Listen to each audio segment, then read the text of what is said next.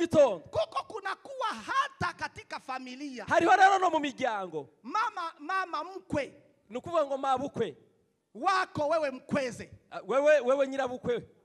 Mkazana anakuja kwako. Akazi wawe. Mnajua nyinyi vijana maneno yenyewe kunafanyika. Muzimwe gose bitubiri mwo bikoreka. Kuko wa mama wengi wako wanavumilia tu. Hari abamama beshi bihangana. Akija kukaa katika nyumba ya mkazana wake. Naza kwicara mu nzu y'umukazana. Vitu vyenyewe kwa naona mle ndani. Ibi ntazabona ho mu rugo. Ni ajabu. Nibyo gitangaza.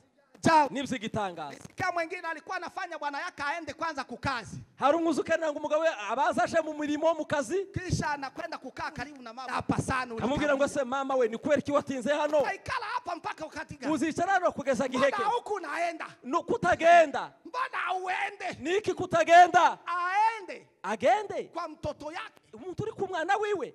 Aende wapi? Amazara ubusa. Umuntu. Bakazana muko murasikia. Abakazana ko murumva. Mutu mwenye alikuzalia mume. Umuntu wakuzaliye umugabo. Hapa kuko watu wenye wako wanatafuta babana wanabakosa. Hano hari abashaka abagabo bababuze. Bwana. Ubashatse umugabo bamubuze. Murajua kama. Murabizi neza. Binti akikawia. Umukobwa rero yatinze gushakwa. Murajua kama anapakalaka mafuta yote yenye yanakuwaka. Muzamubwira ngo zayisiga amafuta gusa asanzwe. Anatembea na kakio agenda indorerwamwo akagenda aguma kwireba. Basi uko namna gani haujaolewa tu wewe turashaka na anaenda anachekea vijana waone mugatangira gusekera abasore gusa ngo barebe meno yake sawa muowe arebo abone gusa amenyo yanyu hanyuma gushake ase aweze nioa ese nti wo shaka mnajua kama murabizi neza uko babinti benya bana haya wanaambia kwa vijana sasa baba hari abakobwa batagira isoni bakababwira ngo ni babashaka sasa huku naniangalia ye kurandeba gute huku naniona namna gani kurambona gute niko nakuona basi nifanye Bwana sifiwe. Yes ashimwe. Bwana wetu apewe sifa. Na achahabwe icubahiro. Tufungue Biblia tuanze kwa kusoma maneno ya Mungu. Kingure Biblia zacu tangire dusoma amagambo y'ijambo ry'Imana. Kwa maana tunafikia mwisho wa mkutano wetu. Kubera kuko tugeze ku ndunduro y'igiterane cyacu. Tutaanza kwa kusoma lile neno la teme yetu ya mkutano. Ijambo rya teme y'igiterane cyacu. Zaburi ya 119. Zaburi 119 aya yake ya 9 n'umurongo wa 9. Pia tutakuja kuendelea kusoma. Hanyuma turakomeza dusoma Timotheo wa kwanza. Timotheo wa mbere sura yake ya 4 na aya ya 12 yenyewe. Igice cha 4 n'umurongo ya 12 aya ya 12. Msomaji awe tayari kutusaidia. Udufasha gusoma rero abe yiteguye. Tena asome kwa ufasaha. Asome neza. Yego. Ndio. Dusome mu izina rya Yesu. Haravango umusore azeza inzira ye ate. Azayezesha kuyitondera kuko ijambo ryawe ritegeka. Amen. Amen. Amen. Tusome katika waraka wa kwanza kwa Timotheo sura ya 4 aya ya 12. Timotheo wa mbere igice cha 4 n'umurongo wa 12. Haravuga ngo ntiyakagire uhinyura ubusore bwawe. Ndio. Ahubwo ube icyitegererezo cy'abizera. Kubyo uvuga. Ndio. No ku ngeso zawe. Yego. No ku ngeso zawe. No ku rukundo. No kwizera. No ku mutima uboneye. Amen. Amen. Amen. Tunaanza tukishukuru Bwana Mungu. Turatangira dushimira Imana yacu ambaye yuko pamoja na sisi. Iri kumwe natwe hano. Tango ibada la asubuhi. Gutangira ku materaniro ya mu gitondo. Kuja kuingia katika ibada hili la pili la jioni. Kugeza rero materaniro y'umugoroba. Pale katikati tumelindwa na nguvu za Mungu. Aho hagati twarinzwe n'Imana.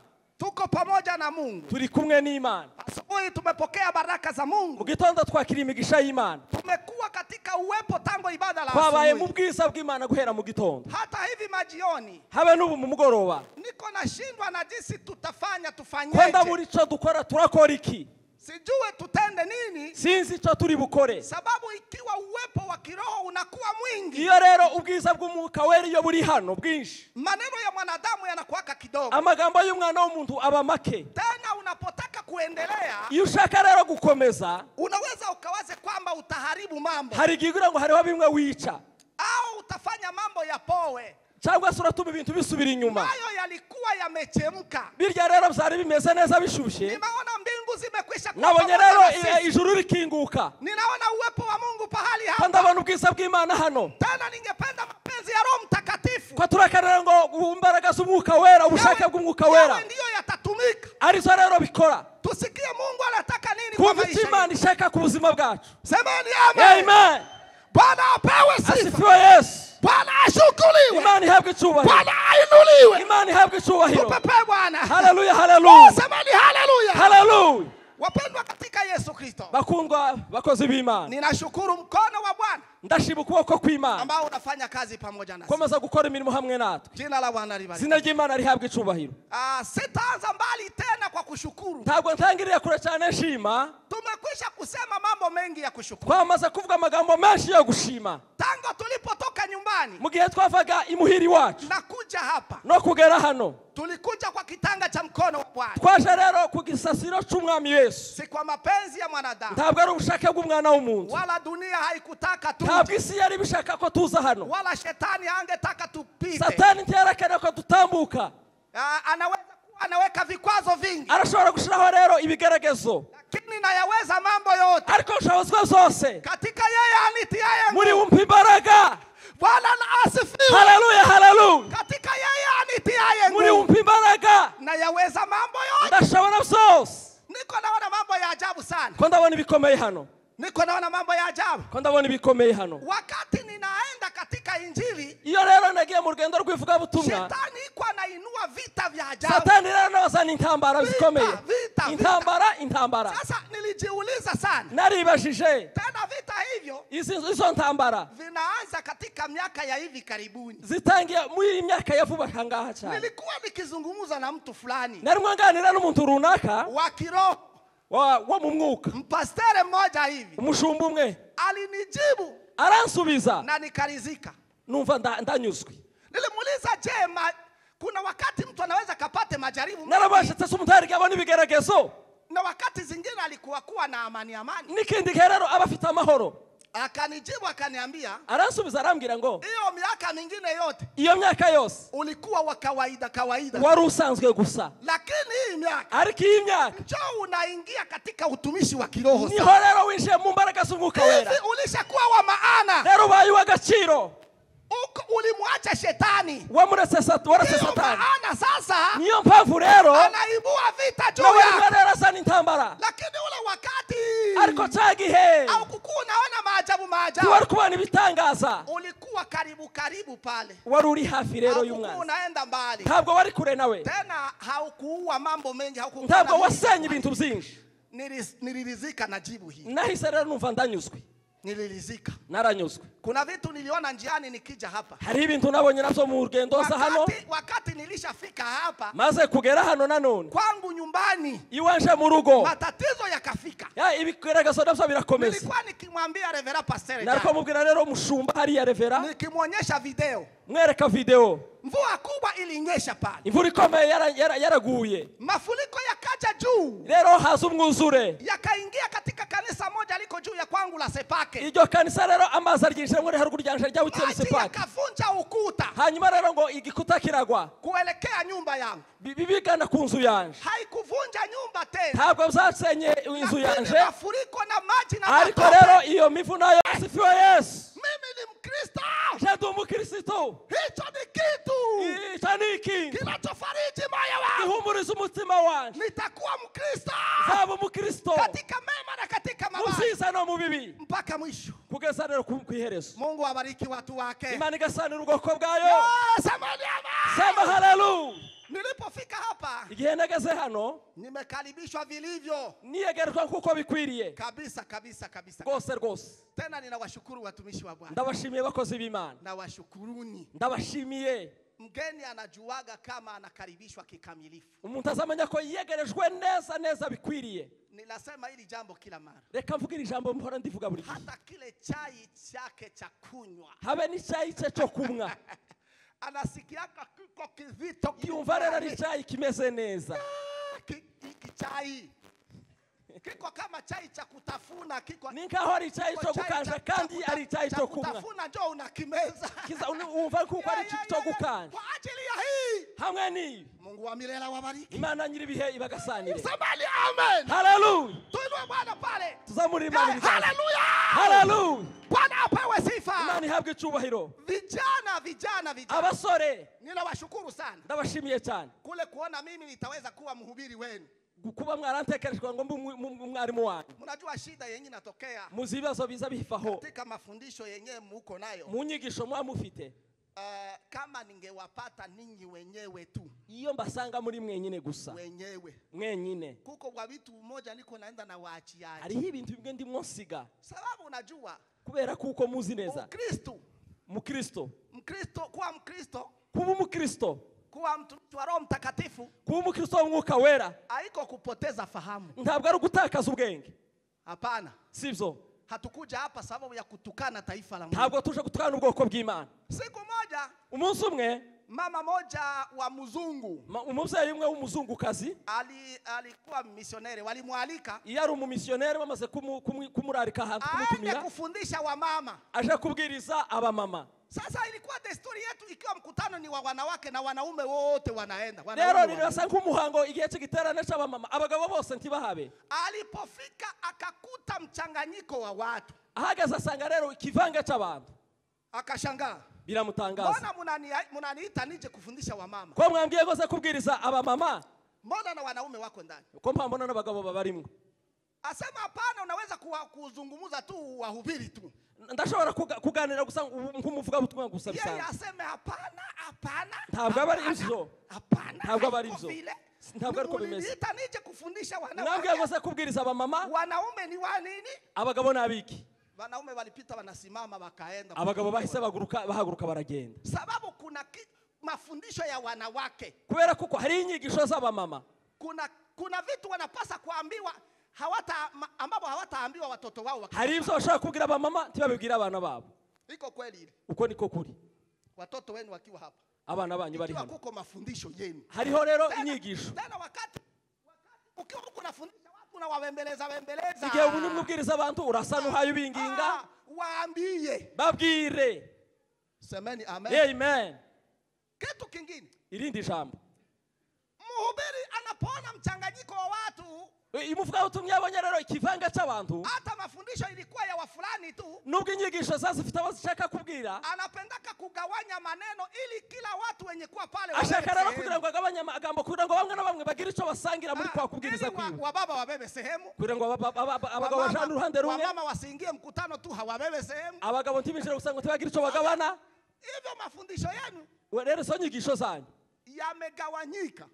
Nukuvuga ngo zagiye zija mu bice. Tumewagawia wengine na. Twahayeho nabandi. Ndio maana kugira ngo kuko kuna semwa kenye kuwa hivi tu. Hariko turavuga bikeya wakati unaisha. Umwanya ukabura rangiye. Tuko tunabeba maneno tunayagawanyia hawa na hawa. Amagambo amwe ko turajana kuri aba bandi kuraba. Ni vile niko bimeze. Lakini pamoja na hayo ariko hamwe n'ibisho Mungu anapatia neno lake kuwa na upenyo. Imana rizari ijambo rya kugira ngo ribashe kugira aho ryinshira. Neno lake litapenya. Ijambo rya rizari ryinshira. Na litafanya kazi. Kandi lirakora umurimo. Semeni amen. Amen. Anayeambia watu wakusikia havunjiki. Ubwira abantu bumva ntavunika. Kwa hiyo niseme nini hapa? Hamwe n'ibyo mvuga iki hano?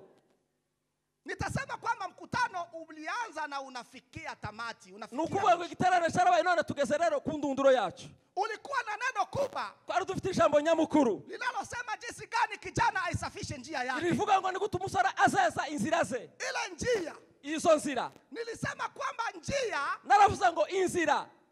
Ina maneno ina tafsiri kama tatu hivi. Ifite insobanuro zitatu. Cha kwanza. Ijya mbere. Mwanzoni mwa historia ya kanisa. Gutangira ku itorero, amateka y'itorero. Ukristo ulijulikana kama njia. Ubukristo bwamenyekanaga nk'inzira. Mtume Paulo. Rero intumwa Paulo. Wakati angali Sauli. Igihe yitwaga Sauli.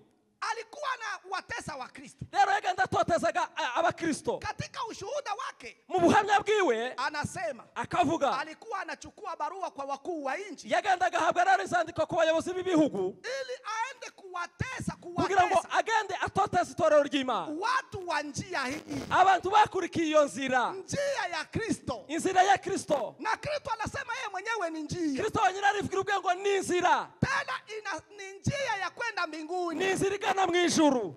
Tena jambo njia ubundi inzira inaweza kuwa ni mwelekeo wa irashaka kuba rero ari icyerekezo cy'umuntu, au kitu huko unafanya, cyangwa se kitu urimo ukora, ni njia fulani. ni inzira runaka. Hii njia tuko ndani yake, iyi nzira turimo tugana ni njia ya kwenda mbinguni. ni inzira igana mu bwami bw'ijuru. Alafu kusema kijana rero kuvuga umusore apite katika njia hii, atambuka aca muri iyo nzira, aende vizuri katika njia hii, agenda neza kuko bikwiriye muri iyo nzira, kuisafisha, ayeze, aonekane anasafika. abona neza kuko yejejwe. Anaweza fanya nini? yakora iki? Biblia inajibu yenyewe, birayo nyine irabisubiza, inasema iravuga ngo ni kwa kutii nukubaha na kwa kulifuata neno la no Mungu. gukurikiza ijambo ry'Imana. Tena wale walionisikiliza mwanzoni mwa barya mafundisho, bumvishe rya jambo gihe twatangira kuribwiriza, nilisema hivi, navuze gutya ngo Biblia inasemaka kitu kimoja ivuga ijambo rimwe likiwa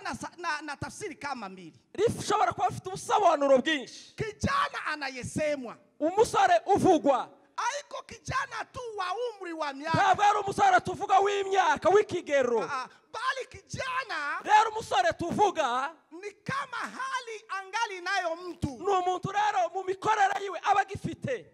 kuna maana ni mtu anaonekana miaka inaenda, hari ugaragara ko imyaka yiwe ikomeje kuja imbere mu bukure, lakini angali na nguvu, ariko rero agifite imbaraga. mtu huyo ni kijana, uwo muntu rero tumufata nk'umusore angali na mawazo yanatumika afite vizuri, ibitekerezo byiza kandi bikora neza. mtu yule ni kijana. uwo muntu rero ni umusore. Na nikasema ya kwamba nongera ndavuga ngo kuna kijana hariho umusore ambaye mipango ya maisha ameishiwa katika iwe miaka, rero mu mibereho yiwe arasa n'uwamaze kunanirwa. mtu huyo ni kama mzee. uwo rero tumubara nk'umusaza kandi akiri umusore. Maanake kuzeeka haiko kuota imvi, ntabwo gusaza ari ukuzana imvi, bali ni kukoma katika malengo, ni rero kukoma ni katika ukubura mipango. icyo icyerekezo mu buzima bwawe. Wakati hauna maide, hauna mipango, ni ukuvuga rero ngo nta proje, nta yerekwa, nta hishuri gufite. wewe ni mzee, wewe rero ubarwa nk'umusaza, uko mzee, urashaje rero, ule wa ajabu sana. umusaza ushaje rwose. Unapitwa na baba mwenye angala anatumikia jamaa lake na vyote angala na. wewe ni ukuvuga ngo urarutwa n'umugabo ukihayikorera urugo rwe nubwo akuze mu myaka. Vijana, abasore, nilipenda musikie jambo hilo sana. ndashaka ko mwumvira ijambo. Kwa hiyo pamoja na hayo, hamwe n'ibyo rero tumekwisha kuyapitia mambo mengi. ayo rero twaratambutse, Kurudi nyuma katika mafundisho, tidusubira gusubira inyuma rero mu nyigisho zacu. zinakuwa vitu ambavyo vinatatiza mhubiri. hariho ibintu rero bisa bigora umuvugabutumwa. Unaona, mahubiri inyigisho ni kitu kinajifunzwa. ni ikintu cigishwa.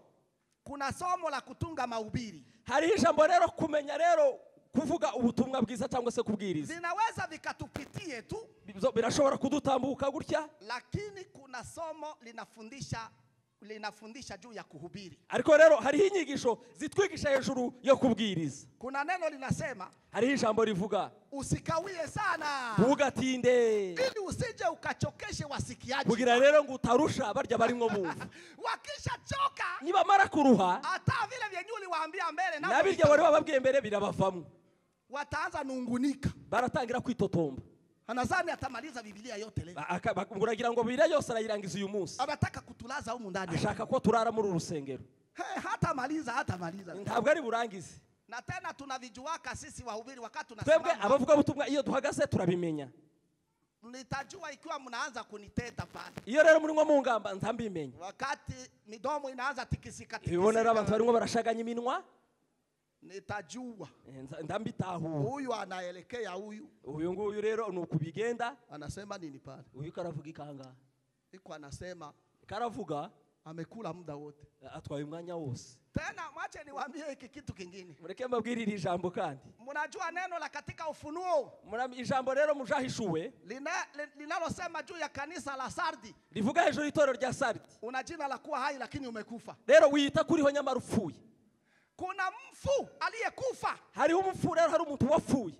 kuna na wengine hariho n'abandi ambao abo ngabo wangali wagonjwa, baracyari abarwayi, wagonjwa. n'abarwayi. Na kuna wengine walio yaosha mavazi yao. Hariho abandi bamesha imyenda yabo. Sehemu chache ambao hawakuchafuka. Hariho bakeya batariyanduza. Sasa mtu mwenye kufa, umuntu wapfuye alikufa yarangije gupfa, lakini mtu ambaye angali hawezi, wa undi rero utarashobora, angali hawezi, angali analemewa, wa undi rero ugifite intege nke, indembe. Mara mtu mwenye wa undi uremvye, yeye iwe hakuwake na jambo jema kwake, ntagira ijambo ryiza kuriwe. Mtu akisha kuwa kabisa amelemewa na ugonjwa, iyo umuntu rero amaze kuremba indembe, anakuombaka maziwa, agusaba amata, wakati unayaleta, iyo yazanye anayakunywa kidogo, akamwaho buke, aseme mutoshe muyakura, uniletee kwanza ndizi, nimuzani imineke. Wakati unaleta ndizi anaziode, aseme iyo muzanye imineke akavuga ati ndizi zinakuwaka uchungu kwa mgonjwa. Imineke rero ku murwayi ibibisha. Katika kanisa rero no mwitorero tuna wale watu, ufite abo bantu kukisemwa sana nibavuga cyane, wamezidi bakabije, wakisema kidogo nibavuga bukeya, aseme tulishinda vile tulishinda, ati nuko twiriwe nuko bimeze, hakuna kitu chenye tulipata, nta kintu twarushe twumva pi. Anataka tufanye nini? Arashaka ngo dukore iki? Anataka tufanye kitu, arashaka ngo dukore iki? Mungu awabariki, Imana ibagasanire. Tumekwesha kuyapitia mambo mengi sana, aya yose twayaganiriyeho. Mchana tulimaliza na tulikuwa katika neno, kumanywa twari mu ijambo linalosema, ijambo rivuga ngo sababu za mwito wa Mungu zaidi kwa vijana. Yego impamvu z'umuhamagaro w'Imana ku basore.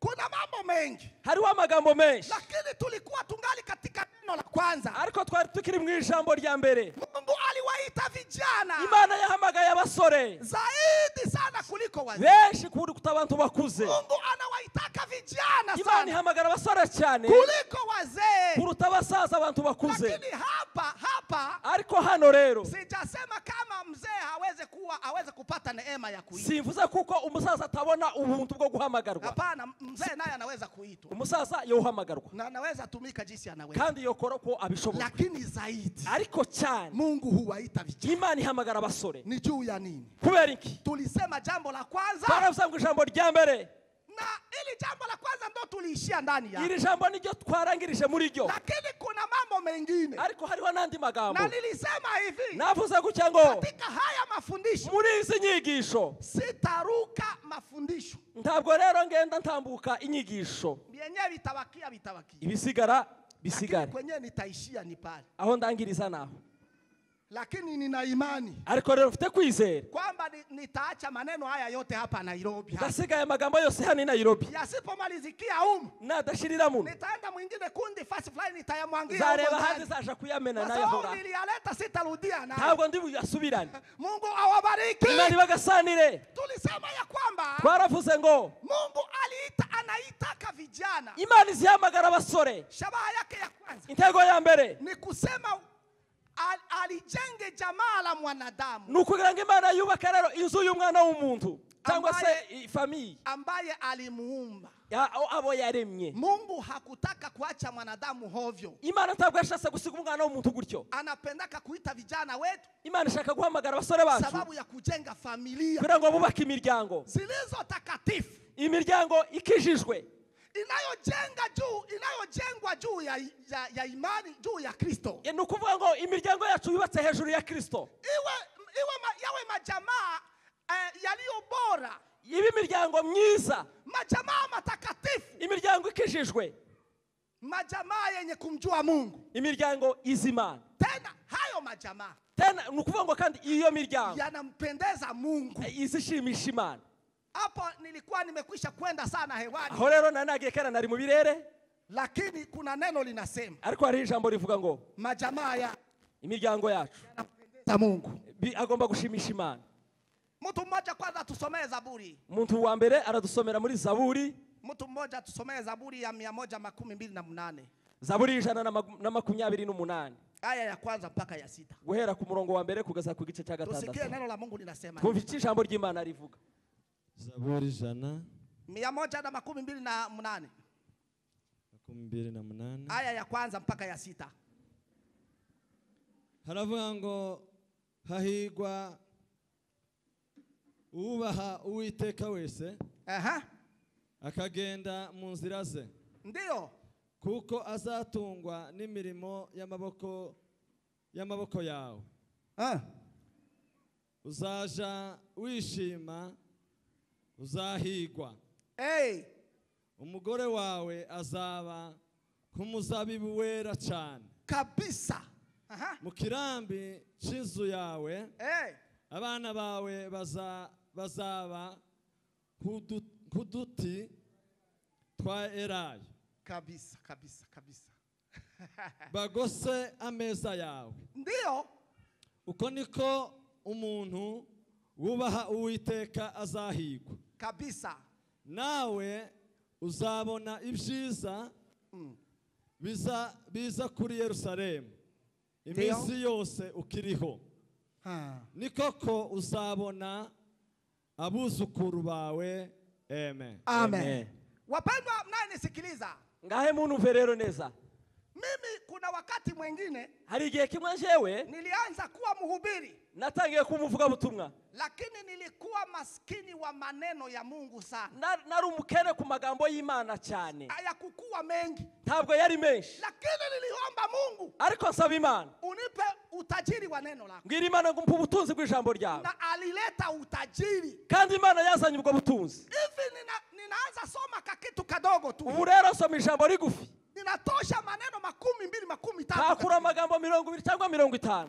Kwa ajili ya hiyo, kubera ibyo rero, kwa sababu ya muda ulivyo mchache sana, kubera kuko umwanya ari mugufi cyane, ndapenda kusema maneno makubwa makubwa. Shaka kuvuga amagambo y'ingenzi, sababu nikiingia katika kueleza zaidi, nishira rero mu busobanuzi neza, ni vitu virefu sana, na amagambo menshi cyane, hatuweze kufika mbele, titwogera hariya twifuza. Kujenga majamaa matakatifu, kubaka rero imiryango ikishijwe. Mwache taifa la Mungu, watu wa Mungu, niwaambie kwamba mureke bwoko bw'Imana, tunapaswa kumuomba Mungu, nira dusaba gusenga Imana pamoja twese, na kuwafundisha watoto wetu, no kubwiriza abana bacu, no kubigisha, tuwe na majamaa matakatifu, tugira imiryango yakikishijwe. Kama haitakuwa hivyo, nibitabuka nguko, tuna shida kubwa, tuzaba tunafite ikibazo gikomeye. Maana kubera ko kwa ajili ya mambo haya yanafuata, niwaambie, kubera ko aya magambo rero agenda azareka mbabwire, watoto wetu, abana bacu ndio sisi wa kesho, ni twebwe bejo, tena jamaa, kandi imiryango yacu ndio mwanzo, niyo ntangiriro wa taifa, niyo rero intangiriro y'igihugu, taifa y'igihugu y'ubwoko. Jamaa ndio mwanzo wa taifa, nukuvuga ngo imiryango yacu ni intangiriro y'ubwoko, ndio mwanzo wa utawala, cyangwa se niyo ntangiriro y'ubutware. Ndimo mnatoka kanisa, niho hakomoka itorero, ndimo mnatoka maendeleo endelevu, niho hava rero iterambere. Kwa hiyo ikiwa jamaa linaharibika, nimba rero imiryango yacu ifite ibibazo nk'ibyo, vitu hivyo vyote vitaharibika, ibyo bintu byose bizaba byangiritse, taifa litaharibika, ubwoko buzaba bupfuye nabi, majamaa yataharibika, imiryango izaba ipfuye nabi, makabila yataharibika, ubwoko buzaba bupfuye nabi. Pamoja na hayo, hamwe n'ibyo, utawala utaharibika, n'ubutware rero buzaba bupfuye, kanisa halitawezekana, itorero ntirizaje imbere, maendeleo endelevu hayatakuwepo, iterambere ntabwo bizakuza, sababu jamaa haliko salama. kubera kuko rero imiryango yacu itameze neza, ndio kwa hivyo vitu vyote, ndio rufatiro rw'ibyo byose. Kwa ajili ya hiyo, hamwe n'ibyo, ninyi wenyewe mko mashahidi, mwebwe mwenyine murabahamya, majamaa leo b'imiryango y'uyu munsi y'iki gihe, kwa nazaa watoto 5 au 4, ko turabyara abana 4 cyangwa 5, lakini wote wanaharibika, ariko bose bakangirika. Huyu ni mnywaji wa pombe, uyu azamwa inzoga, huyu ni mwongo, uyu arabesha, hakuwake na haki ndani yake, mu kanwa ke nta kuri agira, alishaka kuwa kama vile mwewe, nuko niko biba bimeze. So hasemake kweli, ntabwo azavuga ukuri, hawezi kusikiliza habari yake, ntiwo kumva desa n'ibiganiro bye. Ule wa kwanza, urya wa mbere amekuwa mlevi, yabaye umusinzi, na shetani katika kumaliza mtu, na satani kugira ngo irangize umutima wangiriza, anataka kumaliza watoto wako, ishaka kwangiriza abana bacu. Wakati anamaliza watoto anakumaliza, rero yakuye abana bacu, hivyo anatumaliza. natwe rero abadukuyeho nk'ababyeyi Watu wazazi wako katika huzuni. nukuvuga ngo ababyeyi bari mu gahinda. Watoto wamoja walifungwa. Abana bamwe barafunzwe, Aseme ni wanywaji wa bangi. abandi bamwe rero ibiyobyabwenge. Tunapokea mahitaji mengi sana. Tubona twebwe amahitaji menshi yo gusengera. Watu waombe Mungu. Abantu basenga Imana, Watu wafundishe watoto. abantu bigisha abana. Kwa maana kama haiko vile, Nimba atari uko rero wazazi wengi watakufa na ugonjwa wa huzuni. ababyeyi benshi bazicwa n'agahinda. Kama vile niliwaambia asubuhi, kakugera babwiye mu gitondo, kuko kunakuwa hata katika familia. hariho rero no mu miryango. Mama mkwe Nukuvuga ngo mabukwe wako wewe mkweze, wewe nyirabukwe, mkazana anakuja kwako, akazi wawe. Mnajua nyinyi vijana maneno yenyewe kunafanyika. Muzi bwa gose ari birimo ngo bikoreka. Kuko wamama wengi wako wanavumilia tu. Hari abamama benshi bihangana. Akija kukaa katika nyumba ya mkazana wake, naza kwicara mu nzu y'umukazana, vitu vyenyewe kwa naona mle ndani ibintu azabonaho muri ugo rugo ni ajabu, nibyo gitangaza, nibyo gitangaza. Kama mwingine alikuwa anafanya bwana yake aende kwanza kukazi, hari umwuzukana ngo umugabo abazaje mu mirimo mu kazi, kisha anakwenda kukaa karibu na mabukwe yake, hanyuma ngo akicara hafi na nyirabukwe. Aseme mama, mbona hapa sana? Kamubwira ngo se mama we, ni kwera ki watinze hano? Aikala hapa mpaka wakati gani? Uzicara hano kugeza giheke? Mbona huku naenda? Kutagenda. Mbona uende? Niki kutagenda? Aende. Agende kwa mtoto yake. Umuntu uri ku mwana wiwe. Aende wapi? Amazara ugusa. Umuntu. Bakazana muko munasikia. Abakazana ko murumva. Mutu mwenye alikuzalia mume. Umuntu wakuzariye umugabo. Hapa kuko watu wenyewe wako wanatafuta babwana wanawakosa. Hano hari abashaka abagabo bababuze. Bwana. Ubashatse umugabo bamubuze. Murajua kama. Murabizi neza. Binti akikawia. Umukobwa rero yatinze gushakwa. Murajua kama anapakalaka mafuta yote yenyewe anakuwaka. Muzamubwira ngo azayisiga amafuta gusa asanzwe. Anatembea na kakio. Akagenda indorerwamwo. Akagenda aguma kwireba. Basi uko namna gani? Haujaolewa tu. Wewe turashakwa. Na anaenda anachekea vijana waone. Mugatangira gusekera abasore gusa ngo barebe. Meno yake sawa muowe. Arebo abone gusa amenyo yanyu hanyuma gushake. Ase aweze niowa. Ese nti wonshaka. Unajua kama murabizi neza kuko babinti benye abana haya wanaambiaka vijana sasa baba. Hari abakobwa batagira isoni bakababwira ngo nibabashaka. Asema huku naniangalia ye. Kurandeba gute? Huku naniona namna gani? Kurambona gute? Niko nakuona basi nifanya. Ponda kubona nkugire gute? Niko nakuona. Nakubonye nkugire gute? Mtu aliyekuzalia bwana. Umuntu wakubzariye umugabo. Lakini ariko unamdharau mama. Ukamusuzugura gasuzugura mama. Unamdharau mama. Ukamusuzugura. Unamdharau mama. Ukamusuzugura. Lakini bwana yako akidharau mama yako. Ariko rero umuhungu nasuzugura mama wawe. Hauweze ukaumia wewe. Wewe ntibiza gukomeretsa ku mutima. Iko shida sana. So ni kibazo gikomeye. Ongozana na mama ukae naye. Rero nimuganire na mama kandi mutegekane neza. Ba mkwe wako alikuishaka kufa? So bukwe yarifiriye. Mama alikuja kwa kijana wake. Mama rero yaje ku mwana wiwe. Akae pale salama. Mureke yisharaho mu mahoro. Ni mwami au anakula chenye anataka. N'umwami kazire karya icyo ashaka. Akisema hakulake hiki hakikulake. Navuga ngo ntazajya kino ntazakijya. Lakini wewe vyakula vyenye hakulake asakula. Wewe uza kujya atazajya nizo zumuhatira gukora. Au namna gani? Mabukwe au. Ngo haiwezekani. Tivzoshoboka. Haiwezekani. Tivzoshoboka. Tivzoshoboka. Haiwezekani. Tivzoshoboka. Tivzoshoboka. Tivzoshoboka. Tivzoshoboka.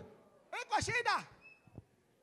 Jamaa nyingi zitaharibika juu ya hii. Nukuvuga ngo imiryango myinshi zasenyuka. Ukinizaraulia mama. Nusuzugurira mama. Sitakuhesabu. Naje sinzagufata nk'uwagaciro. Lakini wa mama namye musikia. Namwe ba mama ni mwumve. Wa mama bukwe musikie. Mama bukwe mwumve. Ukisha kuwa katika nyumba ya mkazana wako. Nawe yugeze rero muzi y'umukazana. Nyumba ya mwanamke, nyumba moja ikwake ya wanamke wawili. Inzu imwe ntizibamwe abagore babiri. Mukazana yako njoo mwenye nyumba yako. Umukazana rero niwe nyiri inzu, niwe nyiri rugo. Iko nyumba ya mtoto wako. Ari nubwo uri mu nzu y'umwana wawe. Lakini huyo mukazana wako njoo mwenye nyumba yako. Ariko rero umukazana umenya ko ari we nyiri inzu. Hapana, sema nyumba ya mtoto wangu. Tuvuga gusa ngo inzu y'umwana wanje. Nyumba ya mtoto wangu. Inzu y'umwana wanje. Jamaa la mtoto wangu. Ngo ni familia y'umwana wanje. Hapana, wewe hautakuja kuongoza zaidi tena pale. Ntabwo rero uzaza gutegeka birenzaho. huyo mkazana wako njoo mwenye nyumba yake. Umenye neza kuko umukazana niwe nyiri rugo. Wewe uko pale. Wewe uraho katika jamaa la mtoto wako. Mu rugo rw'umwana wawe. Kuko wa mama. Hariho abamama ambao wako wanaharibu jamaa za watoto. Bari ngo basenya imiryango y'abana babo. Ana maneno. Agira amagamba. Alipofika kwa mtoto usalama uliishi. Nugera kumwigeze ku mwana wawe amahoro yahisashije. Utazeeka vibaya. Zasaza nabi. Na utakufa vibaya. Kandi uzabapfira nabi. Na uko Mkristo. Kandi nturi umukristo. Kandi vizuri utubu. Haleluya, haleluya. Kujenga majamaa yanayojengwa juu ya Kristo. Kubaka rero imiryango ibakiye kuri Kristo. Mnajua kitu kingine wa vijana? Murabizi neza kintu basore. Mama yako akiwa kwako. Mama wawe nabi wawe rutaba. Unazungumza naye. Uzuganira nawe. Unajua jinsi anaishi pale. Unajua usumenye uko abayeho. Unajua dukuduku zake. Umenye ibyo ashaka. Unamuuliza mama namna gani? Uzumubaza ngo mama bimeze bite? Ukitoka ku kazi. Nuva mu kazi. Mama ulishindaje? Mama wiriwe gute? Akifanya aseme bakaraga ya nini? Ya noni akuelezeye akubwire akwambie akubwire ngo ni yiki. Sogeleye umwambie. Negere ububase neza vugi. Kama unasikia anasema mke wako. Ni wumva uko avuga umugore wawe. Kisha hanyuma umufuatilie. Mukurikirane kati yake na mke wako. Hagati mugore wawe nawe utengeneze maneno. Amagambo yose uyakore neza. Ujue mwenyewe iko anataka kukandamiza mwingine. Menye rero umushaka gutoteza undi. Tena pole pole. Kandi gahoro gahoro. Amen. Amen. Majamaa ya Wakristo. Imiryango y'abakijijwe. Majamaa ya Wakristo. Imiryango y'abakijijwe. Mubarikiwe na Bwana. Mugasanirwe n'Imana. Mubarikiwe na Bwana. Mugasanirwe n'Imana. Mubarikiwe na Bwana. Mugasanirwe n'Imana. Samani haleluya. Haleluya, haleluya. Hayo magambo rero. Na mengine mengi. Na yandi menshi. Pasipo mashauri. Rero hatari impanuro. Taifa huanguka. Nukuvanguka ko bwaje burayoba. Taifa huanguka. Ubwoko bwaje burayoba. Mutakuja kujikuta muko kabila lisilofaa. Muzasanga mu rugoko budakwiriye. Mnajua kama kuko kabila. Muramenye kuko ari ubwoko. Lenye litatambulika vibaya. Rizumvikana nabi mu bantu. Ya mafuti yao habakwake watu. Kubera kuko ya mafuti yawe yo gukiranirwa. Habakwake sawa sawa. Ntabwo bameze neza. Nini? Ni kubera iki? Hawajenge juu ya Yesu. Ntabwo basa hejuru ya Kristo. Bila mashauri taifa huanguka. Hatari impanuro ubwoko bwaje buragwa. Nyinyi vijana. Mwebwe urubyiruko abasore. Musimame katika neno la Mungu. Muhagarara mu ijambo ry'Imana. Ili taifa lenu lisianguke. Kugira ngo ubwoko bwanyu rero butagwa. Ili taifa liwe taifa aminifu. Ibitaye ribe ubwoko bweza bw'imbeje. Bwana asifiwe. Amen. Mungu awabariki sana. Imana ibagasanire. Mungu awabariki sana. Imana ibagasanire. Mungu awabariki sana. Imana ibagasanire cyane. Nilisema nini? Navuze iki? Ikiwa jamaa haliko takatifu. Nimba umuryango udakijijwe. Hata kijana anakuwaka na dharau baba yake. Habe rero n'umusore asuzugura se. Kuko wenyewe wanapigaka baba yao. Harabakubita basi. Wanapigaka. Barazaba bakubita. Ukipiga baba yako utawewa laana ya milele. Nukubita so zabutwaye muvumo igihe cyose. Kusema moyo wake ukakusamee hivi. Kuvuga ngo umutima we uzakubabarira. Ukimupiga baba. Nukubita data. Hauzozane naye sana. Nimba mudafitanye ibibazo nawe. Kusema moyo wake ukusamee. Kuvuga ngo umutima we uzakubabarira. Mimi nakwambia. Ndakubwiye. Tena shetani. Kandi satani anapenda kupanda vita. Ashaka kuzana intambara. Sababu kubera anajua baraka ya mtoto inatokaka kwa mzee. Arabizi neza kuko imigisha y'umusore iva ku muvyeyi. Sasa mukikorogana. Rero iyo mufitanye amakimbirane. Baraka hazitatoka. Mupango ya migisha rero tizagukurikira. Kitu shetani anapendaka kuvuta. Icyo satani azashaka rero. Kitu shetani anapendaka kuharibu. Icyo satani azashaka kwangiza. Mungu awabariki. Imana ibagasanire. Tujenge majamaa matakatifu. Mubakara imiryango ikishijwe. Haleluya, haleluya. Kama haiko hivyo. Nimba ataruko rero. Tunakimbilia kwenda Amerika na Ulaya. Ko turiruka kuja mu Buraya no muri Amerika. Banamuke biko banakuwa balegevu hapa Afrika. Hano muri Afrika baciye bugufi. Ulishaka kumpiga na kakofi. Birashoboka kuko ushaka kumukubita n'urushi. Lakini ukifika Amerika. Nugira nushika Amerika. Utalipa kofi yenye ulimpiga. Uzishura rwa rushi wakubise. Asema unipige tena. Ngahe subira unkubita. Lakini mwanamke mwenye atafanya vile. Umugore uzakora ivyo nawe. Ni mwanamke. Ukubanga n'umugore utubatse hejuru ya Kristo. Mwanamke anajenga juu ya Kristo. Umukristo umugore ubatse hejuru ya Kristo. Akiwa Amerika ya wapi? Nubwo yaba muri Amerika yahe. Ataheshimu mume wake. Yubaha umugabo we. Bwana atampenda mke wake. Umugabo azakunda umugore. Pamoja na hiyo watoto wataheshimu baba. Abana bazubaha umubyeyi.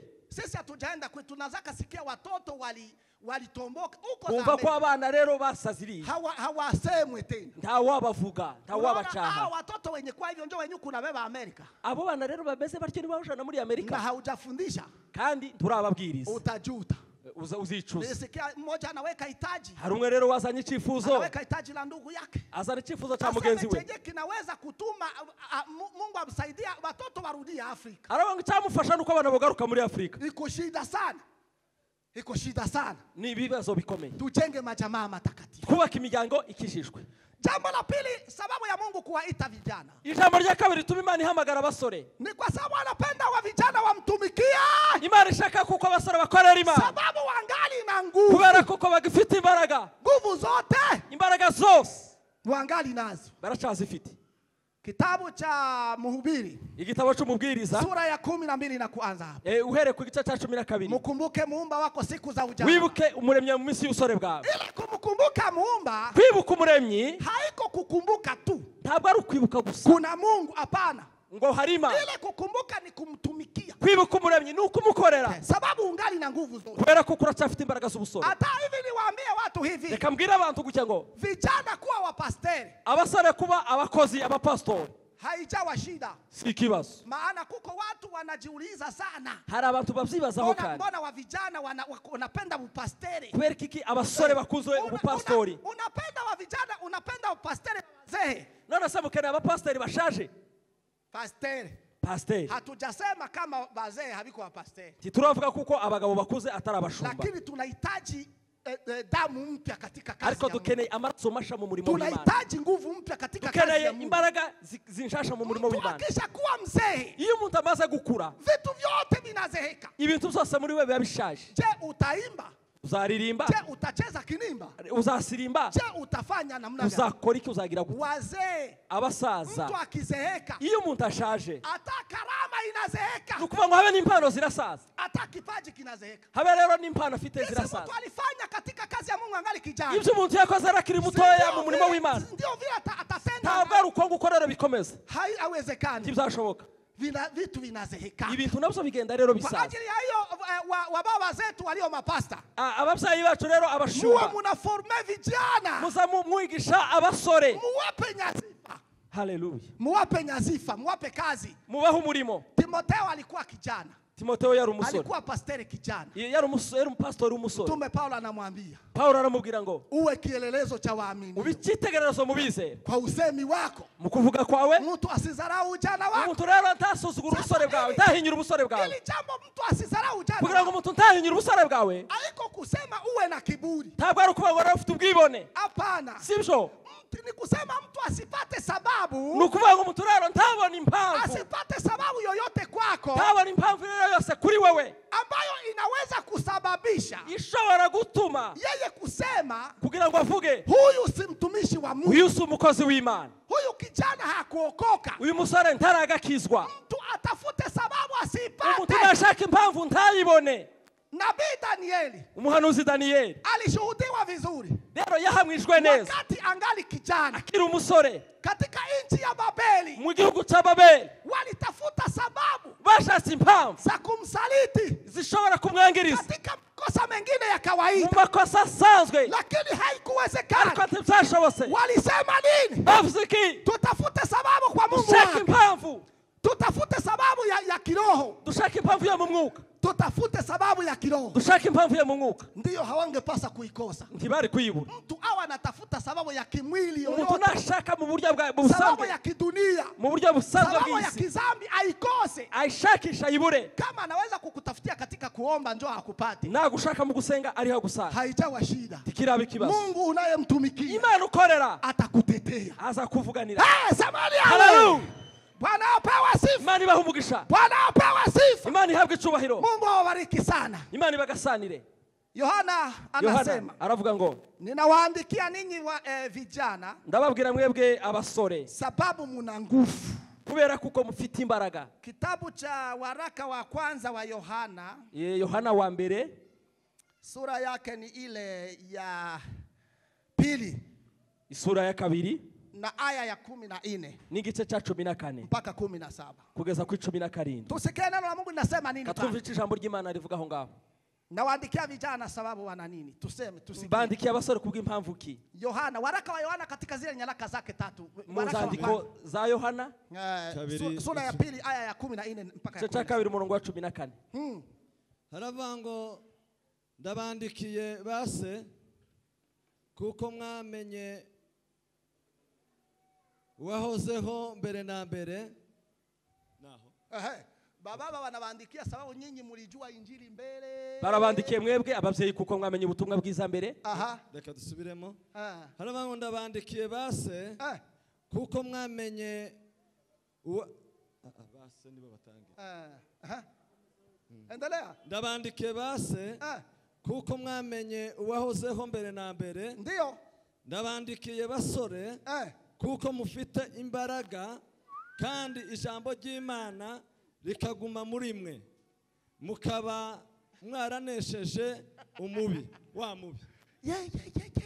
Semeni amen. Amen. Nawaandikia sababu muko na nguvu. Ndabandikiye ko mufite imbaraga Na neno la Mungu liko ndani yenu. kandi ijambo ry'Imana riri muri mwe. Ikiwa ngali kijana, iyo umuntu umusore, memoire zake zote zinakuwa zingali ubwoko bwe buba bukirisa. Zinachunga maneno ya Mungu. Nukuvuga ngo bifata ibintu neza. Maneno yanachunga. Nukuvuga ngo rifata ibintu neza. Hamone wazee tunatumia lineti katika kwa. Mama anatwegwa no mu gusoma dukoresha miwani. Nukuvuga ngo amaso ntakiyabona neza. Lakini vijana wako wanasoma. Ariko abasore murabona babasoma neza. Wako wanasoma. Barasoma neza buzira gukoresha lineti. Kuna ile sura ya 12 ya kitabu cha Mhubiri. Umubwiriza isura ya 12 inaonyesha viungo vya mtu jinsi vinaenda. Igenderekana ingingo z'umuntu kuntu rero zigenda zangira. Mtumikie Bwana. Karari Imana. Wakati mgali wa vijana. Ukiri umusore. Wakati ungali na nguvu. Igihugu gifite imbaraga. Mtumikie Mungu. Korera Imana.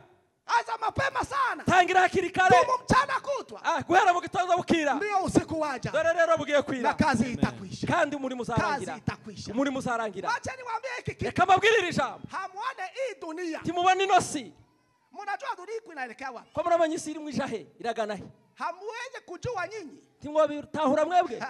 Hizi vurugo zenye kuwa duniani. Kuvuga ngo mufurungano uri hano kwisi. Niwaambie vurugo zenye kuwa katika dunia. Reka mbabwirire ibibazo biri hano kwisi. Amuko mnaona ile vita ya Israeli na Palestina. Timubona intambara ya Israeli na Palestina. Zile chokochoko hazitarudia nyuma. Nukuvuga ngo biri rero zira ntambara ntizizigara zisubira inyuma. Zitaendelea. Zizakomeza. Mpaka zitaingiza katika dunia, zitaingiza dunia katika mgawanyiko. Mugihe rero bizaza nisi gucikamwo. Dunia itagawanyika katika sehemu mbili kubwa. Nukuvuga ngo isi izabe irimwo ibice bibiri. Wamoja watakuwa kumgongo wa Israeli. Bamwe bazari kumgongo wa Israeli. Wengine kwa upande wa ulimwengu wa Kiarabu. Abandi bazari mu isi muri bihugu by'Abarabu. Ile hali rero ico gihe itatupeleka katika vita kuu vya tatu vya ulimwengu. Izatwishiza rero mu bihugu b'intambara y'isi ikomeye cyane. Dunia yote. Isi yose italindima vita. Izabiri mu ntambara. Italindima vita. Izabiri mu ntambara. Na vile vita. Izo ntambara rero. Vile vita. Izo ntambara. Vile vita vya Makedonia. Izo ntambara za Makedonia. Vile vita. Izo ntambara rero. Hiyo vita hiyo. Izo ntambara.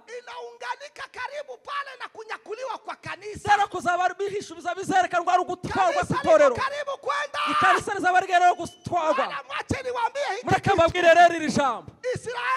Israeli watapigana na watu wa ulimwengu wa Kiarabu. Basarwana na bira bihugu by'Abarabu. Kama vile Irani. Kakura kwa Irani. Na zingine sehemu kama vile Libani na sehemu zingine.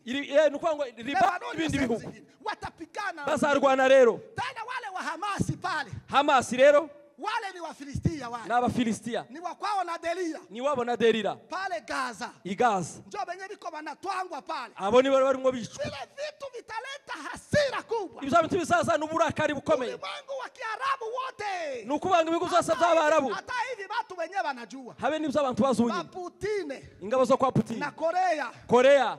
Na China. N'Ubushinwa. Wako wanakutana kuunganika. Barashaka bose kwihuza. Unajua silaha zenye ziko nazo. Uzita intwaro bafite. Watataka wafute Israeli kwenye ramani ya dunia. Bashaka kura ngo bakure Israeli ku ikarita y'isi. Lakini haitawezekana. Ariko rero ntibizashoboka. Amerika itakuja kumgongo wa Israeli. Amerika nayo isaza ku mugongo wa Israeli. Nchi zingine za dunia. N'ibindi bihugu zo mu isi. Kukutaniwe vita kuu vya tatu ya ulimwengu. Kugira ngo rabe intambara gatatu y'isi. Biblia inasema nini? Biblia ivuga ngo Yerusalemu nitaifanya kuwa jiwe. Nzayigira kuba urutare. Jiwe nzito. Urutare rukomeye. Na kila mwenye atalibeba. N'umuntu wese azayitwara. Nitamuumiza.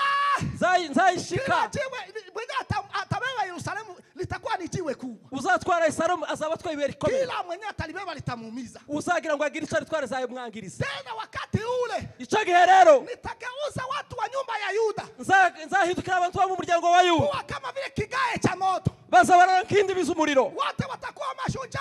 Bose bazaba intwari. Asema mwenye atakuwa shujaa wa nyuma sana wa nyuma ya Yuda. Intwari ntoya muri bo. Atakuwa kama vile Daudi. Azaba ameze nka Daudi. Mwenye atakuwa anatembelea nyuma ya wengine. Nuzagenda imiryango y'abantu. Ana nguvu kama za Daudi. Azaba afite imbaraga nk'iza Daudi. Wengine watakuwa namna gani? Abandi rero bazaba bameze bati. Pamoja na hayo sasa. Hamwe n'ibyo rero. Ile vita itadumu. Iyo ntambara izakomeza.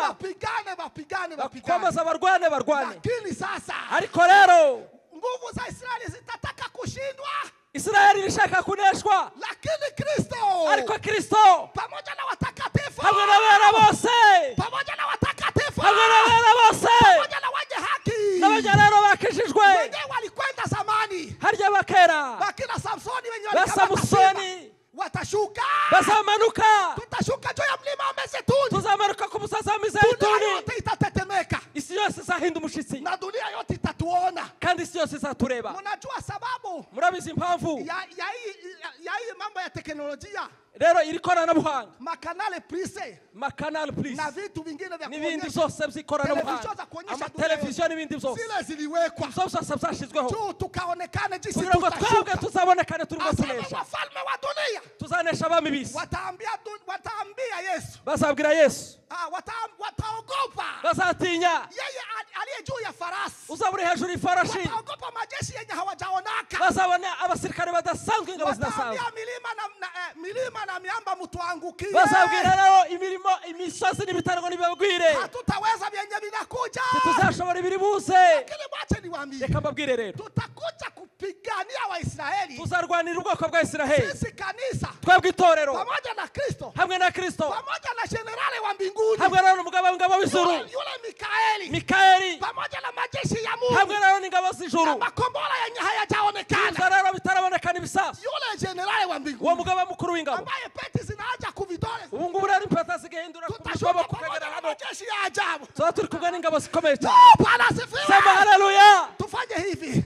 Imana icubahiro. Bwana apewe sifa. Imana ihabwe icubahiro. Jambo lenye ninataka kuambia. Tunashaka kubabwira. Tutakuja kupigania Israeli. Tuzarwanira Israeli. Tumetoka katika chumba cha harusi. Tuzaba tuvuye muri rero muri kiriya cyumba cy'umugeni. Miaka 3.5. Imyaka 3.5. Kazi kupimwa. Imirimo izaba ihayigerwa. Miaka 3.5. Imyaka 3.5. Tuko katika chumba cha harusi. Tuzaba turi mu cyumba cy'umugeni. Miaka 7. Imyaka 7. Ambao hiyo vita itadumu. Iyo ntambara izaba ikomeje. Mwisho wa hiyo miaka. Nyuma ya myaka 7. Tutarudia. Tuzagaruka. Na sasa chokochoko za vita zimekwisha. Ntambara rero zizakomeza. Wewe haone kama tuko tuhayibona wowe ko turi aho ngaho. Haone kama tunaenda. Tuhayibona ko turumwa tugenda. Unazani tungali hapa. Turagira ngo turacyari harya. Tumikia Mungu na korera Imana n'imbaraga zawe. Utabeba nini? Uzatwara iki? Utaenda namna gani? Uzagenda ute? Wamoja watu wataenda bila kitu. Bamwe bazagenda ntacho bafite. Wengine watabeba watu 100 waliookolewa. Abandi bazajana batishana bakijije. Wengine watabeba watu igihumbi. Abandi bazajana igihumbi. Wenyewe waliwaokoa. Barya bakijije. Utabeba ripoti gani mbele? Uzajana wewe rapori. Ungana unabanga wewe kijana. Uracyari nguserera hano wewe. Dunia inaisha. Ariko isi dunia inaisha. Isirigera kwiherezo. Kuja kwa Kristo yanakaribia. Kuza kwa Kristo birere. Sema haleluya. Mungu abariki sana. Imana bagasanire. Tumtumikie Bwana. Dukorere Imana. Tuanze mapema sana. Dutangire hakiri kare. Mbio usiku wani. Rero bugiye kwira. Kazi itakwisha. Kandi umurimo uzaburangiye. Acha niwape kionjo tu kwa kitu cha mwisho. Reka mbabwire rero basogongeza ku kintu ca nyuma. Jambo la 3. Ijambo rigira 3. Mungu anawaita vijana. Imana ihamagara abasore sababu waweke misingi ya maisha bora kugira ngo bashiraho imfatiro nziza yatakayompendeza Mungu na wanadamu bizashimisha Imana n'abantu katika siku za ujana mu minsi yabo y'ubusore. Ndio wakati mtu anawekaka msingi. Nico gihe rero hashira urufatiro. Msingi urufatiro wa kwanza. Urufatiro rwa mbere. Sitaingia ndani yake tena. Ntabwo ndi bucukumbure. Msingi wa kwanza. Urufatiro rwa mbere ni msingi wa hekima ni urufatiro rw'ubwenge na maarifa bora. Hamwe rero n'ubumenyi bukwiriye. Akili ya mzuri. Nukwanga ubwenge buboneye. Ni katika Bwana. Ni muri Kristo. Kumcha Bwana Imana ndicho chanzo cha maarifa. Niyo ntangiro y'ubwenge. Na kujitenga na uovu kuva mu byaha ndiko kupata ufahamu. Niko kujijuka. Semeni amen. Amen. Kwa hivyo kijana ambaye hayuko katika imani katika Kristo, umukristo umusore utari mu kwizera hana akili ya mzuri, ntafite ubwenge buboneye, hana akili ya mzuri. ntafite ubwenge buboneye. Mnajua walevi Muzi abasinzi au wakunywaji wa tumbako, rero barya bamwa itabi. Mungu wangu. Unajua kama mwenzaka anatoshaka tumbako mumate yake kukinywa, umwe rero akura itabi mu macandwe ye, yeye naye anaichukua nawe akaritora akarishira mu kanwa ke. Usikia akili yake huyo. Umva ubwo bwenge bwiwe. Mwenzaka anatosha tumbako kukinywa, wabo agafata itabi mu kanwa. hata bilauli batu wanaanza kunywea kwa hivyo mpaka bisukuliwe, lakini mwenzaka akitosha tumbako wabo nakura rero itabi ku kanwa, naye aseme wa nipatie na mimi, nana mwambia nawe akamubwira ati mpereza naje mwe rero, bagatangira bagasangira amacandwe ya mtu mwenye hajua anagonjwa nini, mutatazi ngo safite yihe ndwara. Ni wajinga mpaka nuko ngo nabaswa kabisa. Ni ajabu sana, ni gitangaza. Ni watu jana abasore ni watu wanamna gani wale? N'abantu bameze gutyo abo bameze bati. Amen. Amen. Hekima ya kweli, ubwenge buboneye. Mfalme akasema, umwami aravuga ngo juu ya Danieli, hejuru ya Danieli alionekana kuwa yeye ndio mwenye hekima, zagaragaye kuko ari umunyabwenge ka nchi ya Babeli, mu gihugu cya Babeli. Hekima, ubwenge. Mfalme Farao akasema, umwami Farao aravuga ngo, akisema juu ya Yusufu, avuga hejuru ya Yosefu, tupate wapi mtu twabona he umuntu nk'uyu mwenye hekima, ufite ubwenge nk'uyu, kama huyu mwenye roho ya Mungu, kandi ufite umutima nk'uw'Imana. Amefanya nini? Niki yari yakoze? Ni kuwa Mkristo, nukuba akijijwe. Vitu vyenye anafanya tu, ibintu arimo akora, anapata neema kwa mfalme. Rero abona rero kugirirwa imbabazi ku mwana. Vitu vilimpata Yusufu, mnavitu. Ibintu zabonye Yosefu yahuye nabyo. Mtu mwenye ananunuliwa, umuntu rero wari umunyagano, alikuwa waziri wa kwanza wa Misri, yabaye umwami wa mbere mu gihugu cya Misri. Unaweza kutawala kwenye kuko kwenu, urashobora rero we kuba ministre wa mbere mu gihugu kitari cyanyu. Una akili njema, nukwera kuko ufite ubwenge bwiza buboneye. Uko unafika hivi, iyo ugehageze, vingine vilema vya bazaliwa wa inchi vinashindwa kutantanua maneno, wewe unayazingua. Nukuvuga ngo bari abandi bo mu gihugu bakananirwa kubisona, ariko ukabasha kubisobanura. Utapewa vyenyeva wenyeji wanaimwa pa, uzahabwa ibyo bene gihugu bimwe. Unaonekana una akili njema, bigaragara ko ufite ubwenge bwiza buboneye. Sema amen. Sema amen.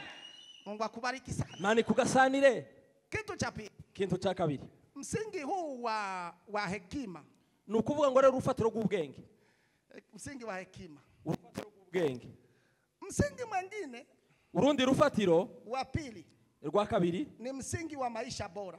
Nukuvuga ngo nurufatiro rw'ubuzima bwiza. Kama mtu anataka maisha mazuri, iyo umuntu ashaka rero imibereho myiza, anapaswa kuokoka. Agomba kuba kwanza akijijwe, awe ameokoka, abe akijijwe, atakuwa na maisha bora, azagira imibereho myiza, atakuwa na maisha bora, azagira imibereho myiza. Hapa hatutaingia tena sana, aha ntabwo turi bucukumbure cyane, lakini Biblia inasema, ariko Biblia iravuga ngo hakuna amani ya mwenye dhambi, nta mahoro y'umunyabyaha. Asema Bwana. Imana nikwivuze. Mwache niwaambie, mureke mbabwire, kama dhambi nimba ibyaha mtu hangeziogopea kumkosea Mungu tu, nimba umuntu atinya ibyaha kugira ngo adacumura ku Mana, hangeogopea hata maisha yake ya ntabwo rero yatinyira n'ubuzima bwe. Mnajua madhara ya pombe? Muzi neza ingaruka z'inzoga. Watu vijana wengi wako wanakunywa pombe, abasore benshi bamwe inzoga, maisha yataharibika, amukwangu ubuzima bwabo burangirika. Mnajua madhara ya washarati? Muzi ingaruka z'abasambanyi, vijana wengi wako katika usharati, abasore benshi bari mu busambanyi. Mwache niwaambie, mureke mbabwire, vile vyote ibyo byose, kuna magonjwa fulani, hariho indwara runaka inatokea mu bile vitu, zirimo ziterwa n'ibyo bintu. Kwa hiyo wanaume musikie hivi, mwumve rero abasore, katika hizi siku, muri ibi bihe tulizo nazo, ibihe dufite, kusema uzini na mwanamke wa mtu mwingine, nukuvuga ngo usambane n'umugore w'undi mugabo, huko kama mtu mwenyewe anajaribu kuweka sumu katika kopo ili niko umuntu ufata rero isuba akayishira mu gikombe akamwa, ili ujinyonge, kugira ngo noneho wiyahure wenyine. Kama mtu mwenyewe anataka kujinyonga, niko umuntu ushaka kwiyahura, ndio vile ilivyo, niko bimeze. Kuna magonjwa ya zinaa, nukuvuga ngo hari indwara ziterwa n'ibyo bibazo.